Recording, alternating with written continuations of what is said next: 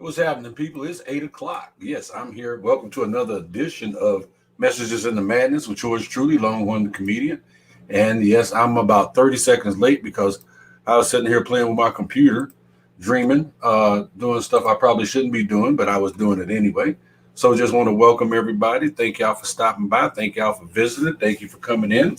Don't forget to hit like or love as you come in. Let me know that you've been here because that's kind of important. I appreciate it if you did that. Man, I hope you had a great week. I've had an awesome week, a great week, a spectacular week, an interesting week. Went to Kansas City and then spent some time here in St. Louis for a change and uh, had a show last night. Yeah, that was pretty cool. Did a show here in St. Louis. I don't get a chance to perform in St. Louis often, so I appreciate the opportunity to do such. I was at the Shade Restaurant and Bar, and able to perform with some guys I came up in the game with, which was really, really kind of cool.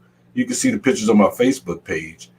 And I'll be honest with you, I was a little nervous about it because honestly, I don't get a chance to perform in St. Louis often. And these are the comedians who I came up with, the guys who, when I got back into comedy, these were the guys I was performing with.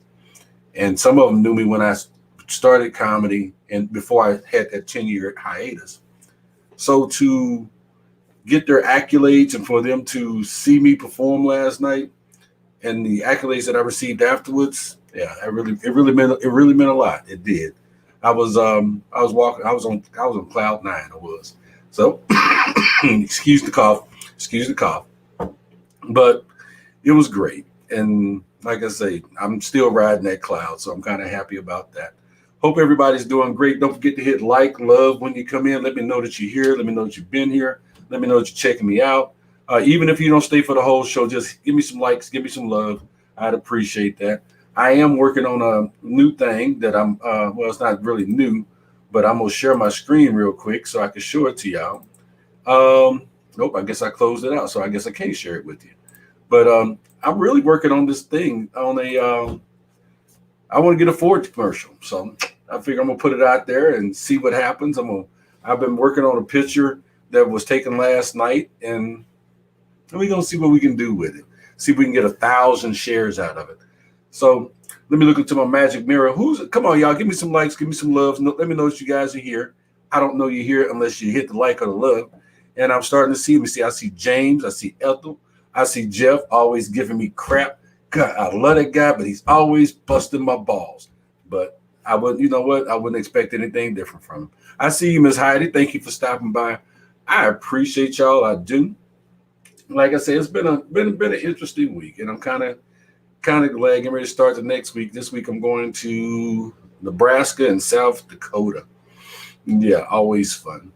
So I was going to ask the question, and that I had a little banner made up for it and everything. And you guys can just, I'm gonna put it up, and you guys can just, well, that's the like of love. Where is it at? Oh, here it is. No, it's scrolling down at the bottom. Are we headed for another shutdown lockdown? I'm not gonna talk about it. I just want you to leave the comments for me over in my comment section on my page, okay?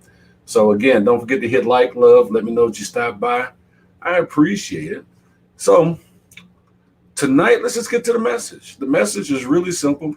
And yes, there's a reason why I'm getting straight to the message, is because I'm going to watch Suicide Squad tonight. Yeah, I am. So I'm going to go do that. But my message tonight, the topic, well, the name of it is I didn't do it and I own it. And what does that mean? Where did that come from? It's like, you didn't do it, but you own it. Yeah, I'm owning it. This came about from last weekend when I was in Louisville. I was talking to this young man who is not a comedian, but he's a comedic writer. And he came to the show because he read my bio. You know, he checked out to know who's all on the show and everything. He read my bio and said, he wanted to come and have a conversation with me.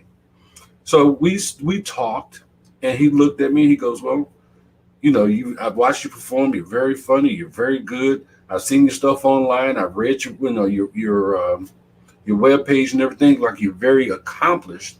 But why haven't you gone further in comedy than you have?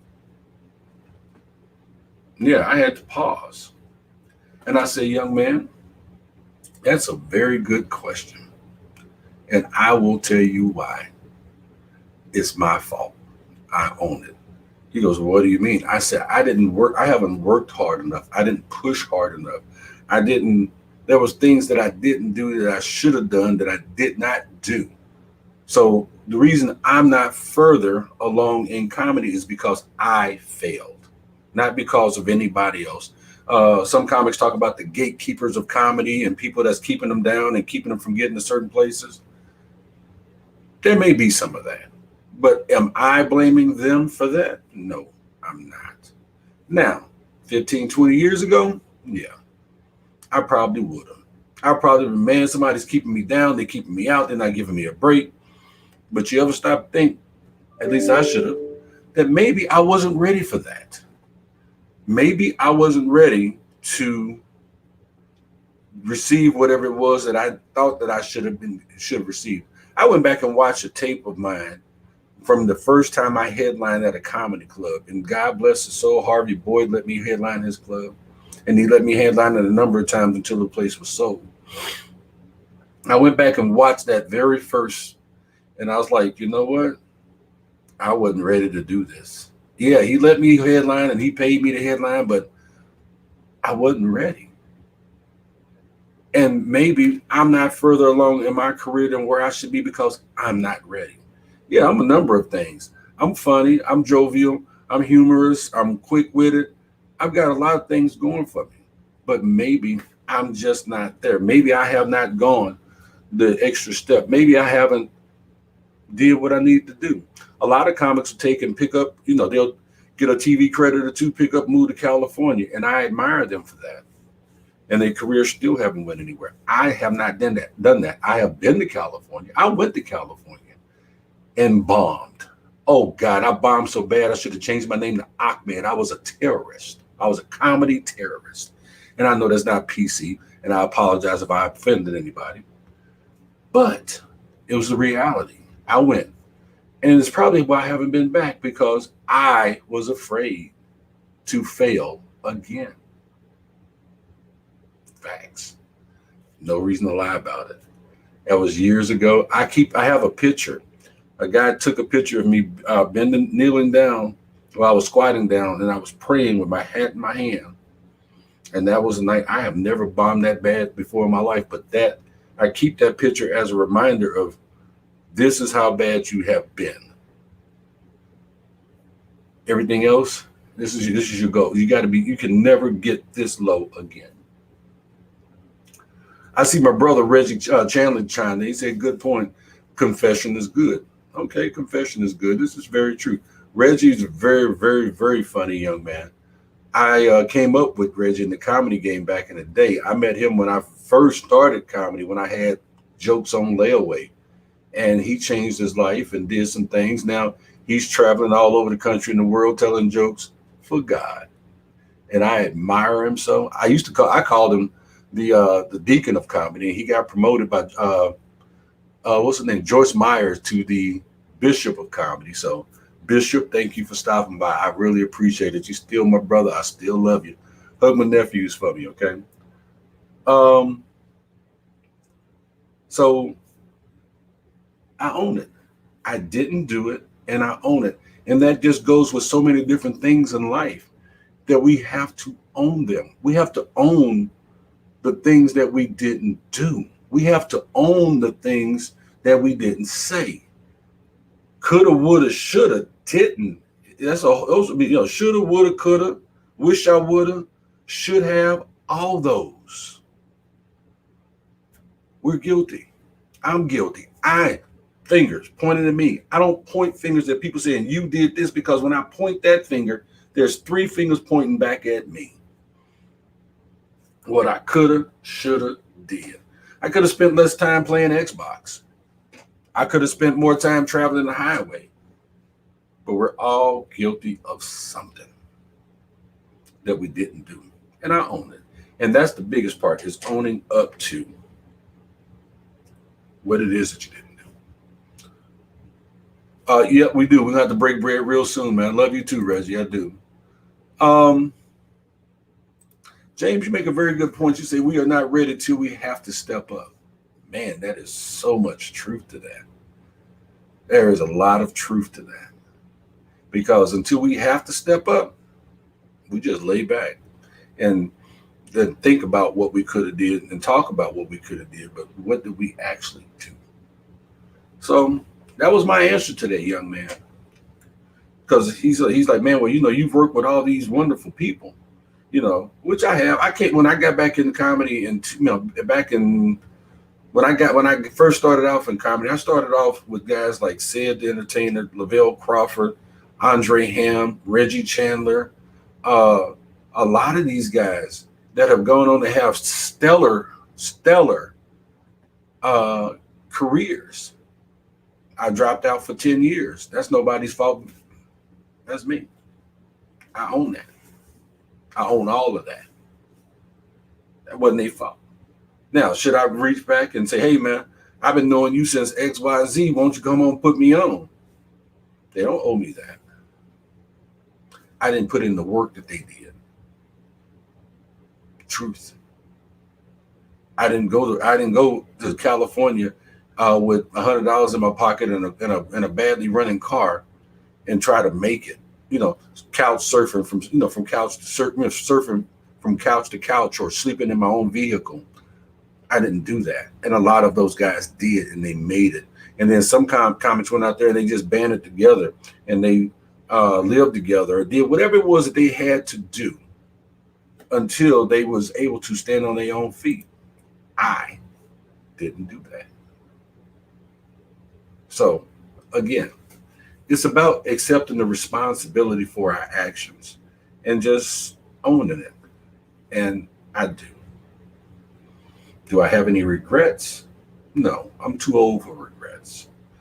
At this point, I believe that if it's going to happen for me, it will happen for me. But at the same time, I also have to accept the fact that if I want to do more, if I want more, I have to do more. I got to get off my ass and make it happen. So almost every day, I say almost every day, I do something to try to push my career another step forward, another step in a positive direction. Because ain't nobody gonna do it for me.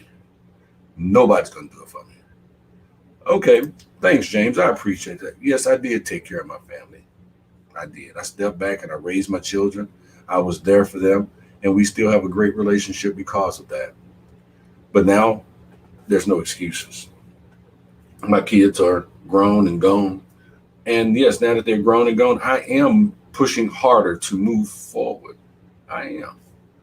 I'm doing what I have to do. I'm doing what I need to do. But this is what it is in life. Is we're so busy blaming others for what we didn't do or what we should have did that we thought somebody else was going to do for us. I used to tell comics all the time, no matter what it is that you do, I don't care how funny you are. Everything in life is 90% business and 10% talent. I don't care how pretty you are. I don't care how gifted you are.